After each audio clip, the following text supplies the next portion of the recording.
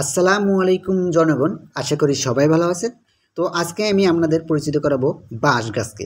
মানে বাঁশ গাছ যে আমাদের সামনের পাশাপাশি পিছনেও কেমন বাঁশ দেয় এইটাই দেখাবো আর কি। আর যেহেতু আমরা বাঙালি, বাঁশ সম্পর্কে ধারণা থাকা আমাদের অবশ্যই গুরুত্বপূর্ণ। তো বাঁশটা দেখতে পাচ্ছেন, এই যে বাঁশগুলো, আর তার পাশে দেখতে পাচ্ছেন এই জমিন যেখানে কোনো গাছপালা আর হচ্ছে না। মানে এখানে যাই কিছু উৎপন্ন মানে রোপণ করা হোক না কেন, সেগুলো পুষ্টি হয় না ঠিক মতন, প্লাস বড় হয় না। তো কিসের জন্য হয় না, আর সেই কারণটাই আজকে আপনাদের দেখাবো, প্লাস একটু বলবো। আর যারা সচেতন আছেন তারা তো আসেনি।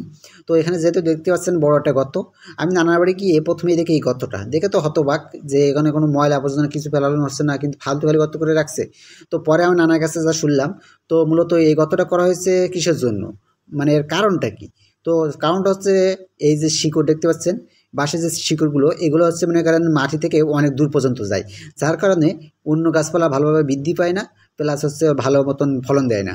তো যেহেতু এই সাইডে গর্ত করার পাশাপাশি মানে গর্ত করার পাশাপাশি জায়গাটা মানে ওখান থেকে কি বলা যায়, জায়গাটা সাইড করে রাখছে, এই জন্য ওই যে শিকড়গুলো এই সাইডে আসতে পারছে না।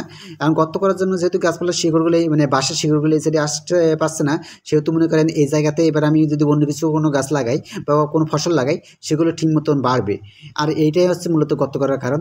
তো আমি তো প্রথম দেখে ভাবছিলাম হয়তো ফালতু ফালতু গর্ত করে রাখছে, কিন্তু না, আসলে এই গাছগুলো শিকড়ে যে দেখুন শিকড় কী পরিমাণ শিকড়।